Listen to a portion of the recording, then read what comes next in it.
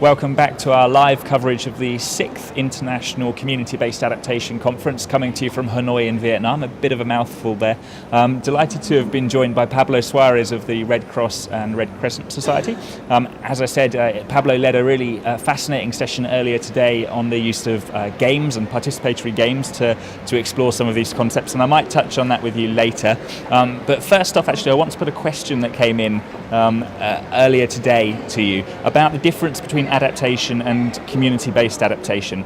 And the question sent in by somebody called Ahmed was asking, isn't all, or shouldn't all good development work and all adaptation be led by the communities in question? Shouldn't community be at the heart of this work anyway? And so isn't adaptation just bad community-based adaptation? What's the difference?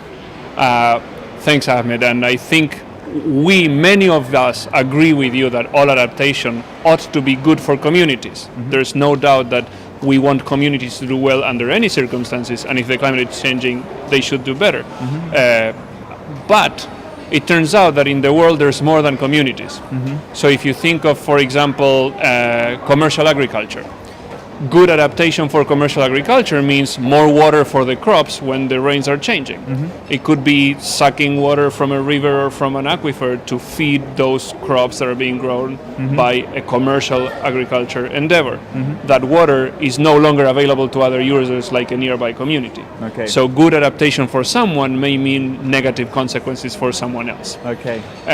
Like in many other things, adaptation implies trade-offs. Mm-hmm. You have to reallocate resources in space and time and even geographic scale. Mm-hmm. What we care about when we think of community-based adaptation is that it is adaptation to climate change that is conceived by the community, that is embraced by the community, and of course that favors the community. Mm-hmm. Now, we don't want community-based adaptation to ruin the commercial agriculture, mm-hmm. but if there's going to be trade-offs, we of course understand that the most vulnerable need to be a priority.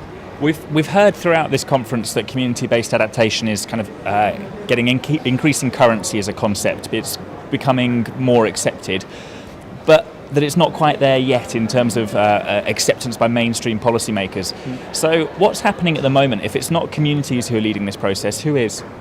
Well, you have to remember that a lot of what needs to happen is can be done by communities, so mm-hmm. learning, paying mm-hmm. attention to the changes, thinking of ways to do what you have to do in better ways, like changing your crops or improving your practices. But some of it has to do with massive amounts of money, mm-hmm. for example.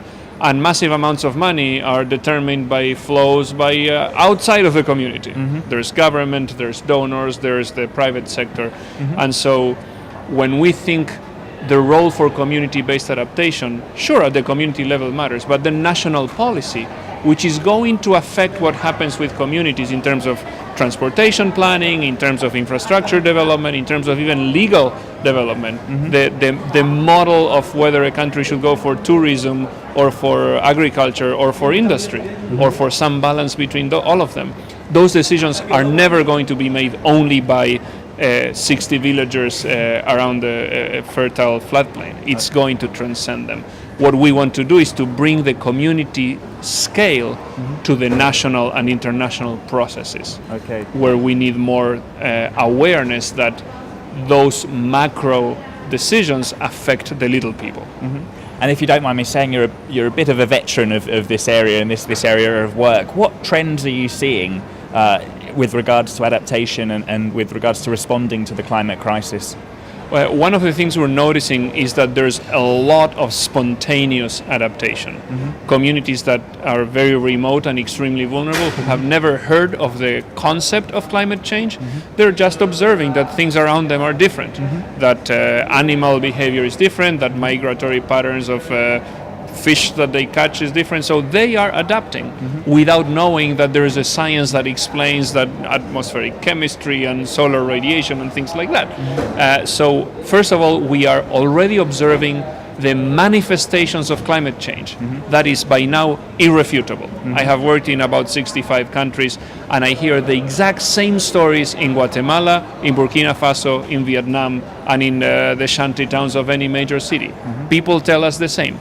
The rains are changing, the seasonality of rains are changing, The profile of extreme events is very bizarre, it's unprecedented. So people are beginning to do stuff. They're beginning to do things that are more capable of resisting these weird shocks.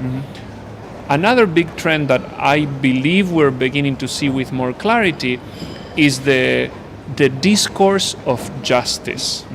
We increasingly see the manifestations of a changing climate. We see who suffers, and those who suffer tend to be not the ones who emitted more carbon and so on. So the discourse of causes and consequences being in different realms is taking a stronger hold. Of course, there's always going to be forces resisting change, and we have to accept that it is going to be a very strong deliberation that needs compelling arguments, that needs agreements that are going to be difficult for some, but we need to recognize that the equity, the justice dimensions, the most vulnerable are suffering, they didn't cause it, that discourse is increasingly irrefutable.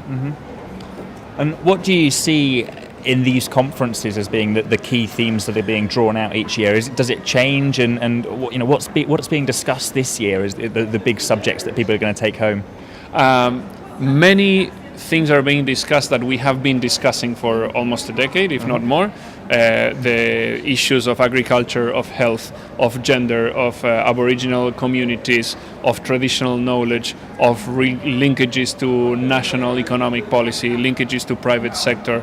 I think we need, as a community of practitioners of community-based adaptation, we need to start finding the areas of innovation, the areas where change can happen more rapidly, not only at the community level, but also with the media, with national governments, with the people who you never thought as partners, but who could be your partners. And I'm talking not only of the scientific community, the academic community, the new generation of students, some aspects of the private sector. We need to start thinking differently, even in the way how we communicate. PowerPointing people can serve a purpose, but by now we need to be more effective in how we communicate. I think that in these events, I wish we had more conflict of ideas, respect for people, of course, but where is it that we're finding tension, productive tension, the difference that leads to new transformational change? That's what I hope we were doing more of. And what are some of the ideas that are exciting you at this conference and in the field in terms of pushing forward the communication, especially with local communities? There are several. I think that any process that can accelerate linking knowledge with action is exciting. Community-based adaptation can happen spontaneously, but if people don't learn more about the problems, the causes of the problems, the projected consequences, or about solutions, it's going to be too slow. So how can we facilitate and accelerate the learning process, the exploration process, the trial and error that needs to be part of this? Of course, one of the things that has me very excited is the use of this new tool of participatory games, which is very exciting. It is very revealing of enthusiasm, of talent of people, of awesome ideas, of preferences, of priorities, of brain juices at work. And good ideas are emerging all over the world whenever we try this approach. And just tell me a little bit about your research with participatory games, because you are getting kind of tangible results from it, aren't you? Yes, so we are fortunate to be working both with professional game designers like the Parsons School for Design in New York, as well as increasingly with master's and PhD students who are aligning their academic requirements with our knowledge needs. And what we're finding is that when we test how learning through games compares with learning through other means, like a conventional presentation or reading materials or things of that sort, games appear to have a very powerful effect when it comes to trust, when it comes to rapid bonding, and to the more creative side of learning and discussion. It's not just about explaining that the probabilities of extreme events are different, it's also what do we do now?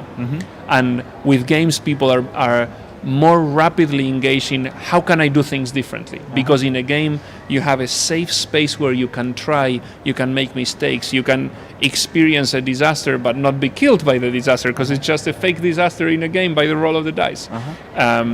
We are very excited to see that there is a whole academic field out there of behavioral science, of even economics, of education that has investigated rigorously how different learning practices perform better in different contexts. And we find that games, I'm not talking just children games, I'm talking games for members of parliament, I'm talking games for donors, games for Red Cross volunteers and staff, games for scientists, and very importantly, games for all of them together. Establishing a dialogue platform through participatory, playful activities can be serious fun and can open doors for the brain and for the soul. And what kinds of concepts can you push using this methodology? Does it, are there quite serious limitations? Is it kind of child's play in terms of very simple concepts, or can you kind of push the boundaries there as well? First, allow me to stay away from the word push. What we do with games is to create a set of simple rules from which complexity emerges. So we do not push a concept. We create a system where people play, they make decisions, the decisions have consequences, and people themselves see, materialize an idea inside their head. They realize what it means that the climate is changing. Suddenly they know the risks are higher. You don't know anymore what is likely to happen because now the chances are different. You're no longer rolling a die with 6 sides. You're rolling a weird object that has 8 sides and there's more odd stuff at risk. Games can be very good to explain complex ideas such as changing probabilities, changing risks. We have even used games to explain, for example, complex index insurance instruments, financial instruments, to farmers in Ethiopia who are not only illiterate but also innumerate. So and very importantly, these farmers stayed engaged. They didn't fall asleep. They didn't get bored and tired. They engaged, and they even helped design an ongoing program which is being coordinated by Oxfam America in northern Ethiopia, and now expanding with the World Food Program, through a participatory process where farmers themselves, through gameplay, reveal their preferences about how much are they willing to put into an insurance system, how much risk are they willing to take, how would they rather pay for it, do they pay with money, do they pay with labor. There's many things that can be learned through games. So we're in the 6th of these conferences now. In 6 conferences time, what's your vision for the future of community-based adaptation? Where do you see it going, and where would you like it to go? I'd like us to inject the world out there that is not the CBA world, to infuse the other ongoing processes that shape adaptation but are not called adaptation. I'm talking about governance. I'm talking about agricultural extension services. I'm talking about decision-making processes for anything from infrastructure investment to entertainment. I think it is our responsibility to think in new ways so that it's not that the world should come to us and recognize that community-based adaptation is important. Is that community-based adaptation needs to become a natural component, a natural dimension of many other things that are happening in the planet anyways and that are transforming the planet. Cell phones, transportation, environmental degradation, gender rights, education growth, more clinics and more schools. How can we infect the world with the good ideas of community-based adaptation? That's where I hope we will be talking 6 years from now. And just finally, before we go on to our next set of interviews, there's talk next year about this conference being on mainstreaming adaptation, about bringing it into the sphere of policymakers. What scope do you think there is for that? Do you think policymakers have just got too much stuff to deal with, or do you think we're making progress in that direction? Policymakers have a lot to do, and they have a lot of pressure from people who care about other things, non-climate things, that are very important. From the health budget to politics to transparency, from HIV/AIDS, there's so much going on. What we need to do is to help them realize that community-based adaptation is good for everything else they want to do. Okay. If they want to get re-elected, community adaptation can help. Okay. If they want to improve health, community adaptation can help. Water, sanitation, happy people. All of these things can happen if adaptation becomes part of how they think. Adaptation is mostly realizing that the climate is changing, so what we do needs to change. It's as simple as that. It takes work, it takes thinking, but we can do it. Pablo, thank you so much for speaking to us. It's been really interesting. We're going to go to a short video interview that we recorded earlier now, and in the meantime we'll get our next guest, Salim Al Hook, sat down. So we'll be back with you shortly, and stay tuned.